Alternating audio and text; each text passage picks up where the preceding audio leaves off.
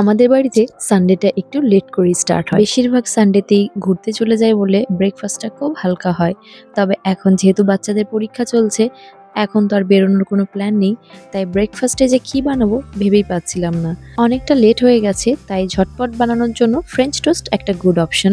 তবে ফ্রিজ ঘেঁটে দেখলাম একটা ব্রকলি আছে, যেটা একদমই চোখের আড়ালে ছিল, ভুলেই গেছিলাম। ব্রকলিটাকে আমি কিছুক্ষণ গরম জলে নুন দিয়ে ভিজিয়ে রেখেছিলাম, তারপর ফ্রেশ জলে ধুয়ে নিয়েছি। বয়েল করিনি, তাতে এর ক্রাঞ্চিনেসটা চলে যাবে, গ্রেট করতে অসুবিধা হবে।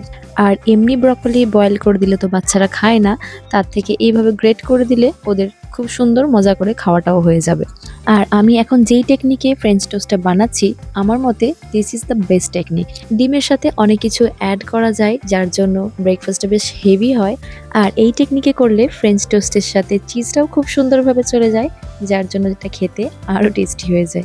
আমার কাছে যেহেতু স্লাইস চিজ ছিল না, তাই জন্য আমি এমনি চিজকেই একটু গ্রেট করে দিয়েছি। আদারওয়াইজ স্লাইস চিজ দিয়েও এটা কিন্তু খুব ভালো হয়। অ্যাকচুয়ালি এটা স্যান্ডউইচ আর ফ্রেঞ্চ টোস্টের একটা মিক্স বলা যেতে পারে।